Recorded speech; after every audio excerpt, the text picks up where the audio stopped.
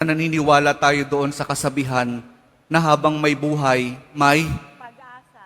habang may buhay, may Pag-asa. habang may buhay, may Pag-asa. pagsubok.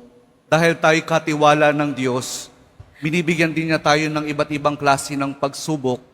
Kaya po doon sa pagsubok na yon, saka pa lang natin mauunawaan na talagang ang ating buhay ay mayroong, habang may buhay mayroong, Pag-asa. habang may buhay may Pag-asa. pagbangon. Huwag niyong hayaan na kapag meron kayong pinagdaraan ng pagsubok, ay hindi kayo babangon. Kailangan meron tayong pagsumikap na pagtsatsagaan natin yung ating mga pagsubok na pinagdaraanan.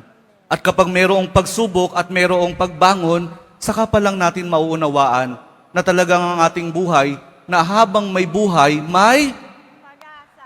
habang may buhay, may Pag-asa. pag-ibig. Ang pag-ibig na nagmumula kay Jesus lamang sa ating mahal na poong Jesus Nazareno. Dahil doon, kapag naunawaan natin itong mga bagay na ito, na habang may buhay, may pagsubok, may pagbangon at may pag-ibig na nagmumula lamang kay Jesus, saka pa lang natin mauunawaan at matatanggap na talagang habang may buhay, may Pag-asa. habang may buhay, may Pag-asa. ayaw nyo nang sumagot. Pag-asa. Sapagkat hindi po tayo ipapahiya ng pag-asa na nagmumula sa ating mahal na poong Jesus Nazareno. Amen?